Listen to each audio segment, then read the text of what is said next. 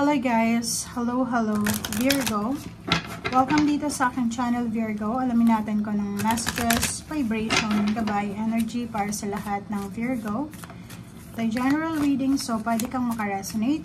Gamitin mo yung intuition sa panonood. Okay, so Virgo, true love. Kumuha pa tayo ng isa. So kung ikaw ay may asawa na, pwedeng hindi ka makaresonate dyan. So yun, Freya, bold. Okay, so para to sa mga single na Virgo. So kung single ka, sinasabi sa'yo dito ng barahan na be bold, be courageous. Palabasin mo yung pagiging adventurous mo. Take risk and be daring kung gusto mong hanapin yung pag-ibig mo or yung true love. Parang ganyan. So if you're in a relationship, pwedeng hindi ka dyan makarelate.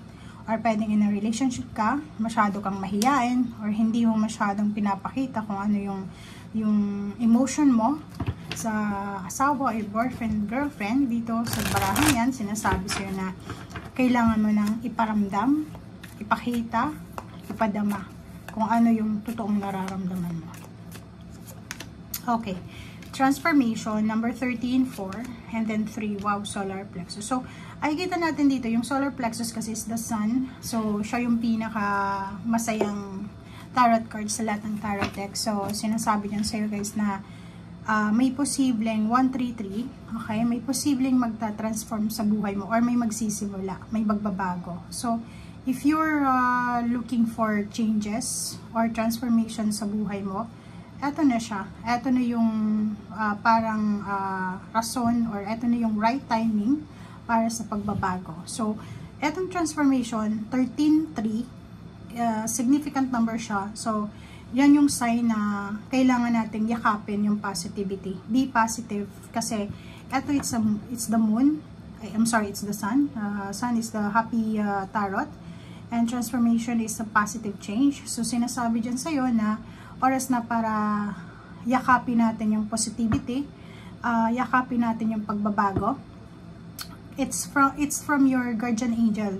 Yung sign nito is from your guardian angel na sinasabi sa iyo na yung pagiging positive natin, yung pagkakaroon ng positive mindset ay nakakatulong siya para ma-attract natin yung prosperity and abundance sa buhay natin. So this is your sign para i-challenge mo yung mga negative thoughts mo, okay? So, i-develop mo din yung pagiging hopeful, positive, yung positive outlook natin, and practice self-love, self-care. Okay? So, yun yung message sa'yo ng baraha. Okay, tingnan natin kung ano pa.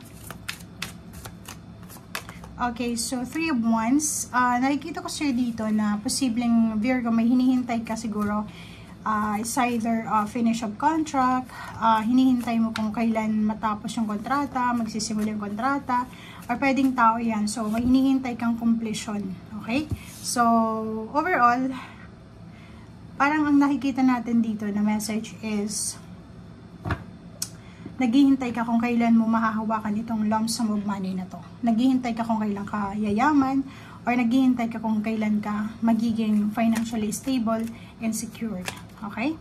So, Page of Cups, nakikita ko sir dito na learning. So, isa sa posibleng makatulong sa'yo para maging secured ang financial mo is yung pagiging financial literate natin. So, ibig sabihin, kailangan mong malaman kung ano yung diskarte sa paghawak ng pera, or dito sinasabi sa'yo na kailangan mong pag-aralan kung ano yung gusto mo. Parang ganun. So, if gusto mong magnegosyo, huwag kang magnegosyo ng wala kang alam, wala kang background, or wala ka man lang na information na pwedeng mag-back up dyan sa plano mo. Okay? So, 7 of Pentacles, nakikita ko sa'yo dito na, yun, parang may hinihintay kang pera. It's either lump sum of money, or pwedeng may hinihintay ka na payments, payouts, loan, or pwedeng inheritance, or anything na malaki. 9 of Wands, exciting yung last weeks ng 2024 sa'yo. So, if single ka, looking for a relationship, talagang exciting siya kasi may romantic na happenings dito. Okay? Maraming kakakiligan ikaw, or pwedeng maraming posibleng balita na pwedeng magbigay kilig sa'yo. Okay? And yung iba din sa inyo, nakikita ko na may katulong ka na. Parang may tutulong sa'yo para matapos yung mga obligations mo. Makakatanggap ka ng isang balita or pwedeng isang email, chat, call na galing sa mga relatives mo or dun sa past mo na pwedeng makatulong sa kung anong struggle ang pinagdadaanan mo sa ngayon. Okay? Nakikita ko na may isang tao na nangihinayang. Pwedeng nangihinayang dahil nawala ka sa buhay niya, or posible ang taong ito ay nangihinayang dahil hindi kanya binigyan ng oras, ng maraming oras, or hindi kanya masyadong binigyan ng priority.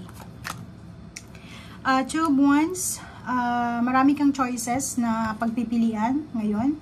Marami kang maiisip na ideas na pwedeng pagkukunan mo ng financial success, o maraming mga tao na gustong maging parte ng buhay mo.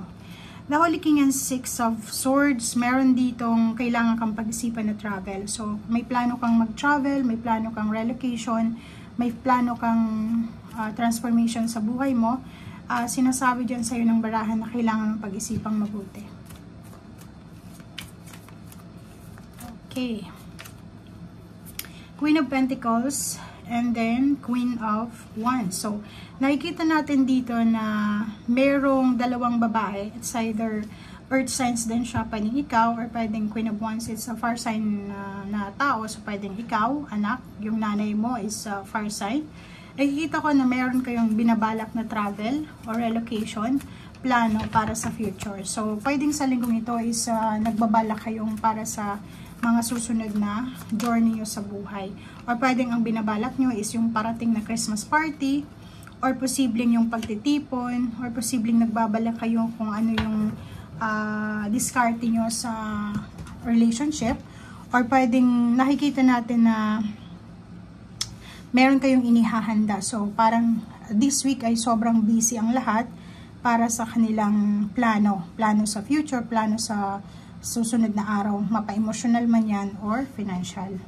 And yung nasa ilalim mo is 8 of Cups. So, sinasabi, so, mayroon ditong relocation, travel, movement. So, may kailangan kang gawin na mabilis ang travel, or pwedeng may kailangan kang ayusin. So, usaping financial or emotional, or may kailangan kang bigyan ng focus, or may kailangan kang bigyan ng oras ngayong linggong ito. Okay? Mag-iingat ka sa mga taong makikilala mo sa linggong ito, mga bagong tao, kasi pwedeng dahil sa sobrang excited ka, posibleng makipag-compromise ka nang hindi mo masyadong iniisip yung pros and cons. Okay, thank you guys. Lalo sa relationship. Okay guys, thank you for watching. Bye!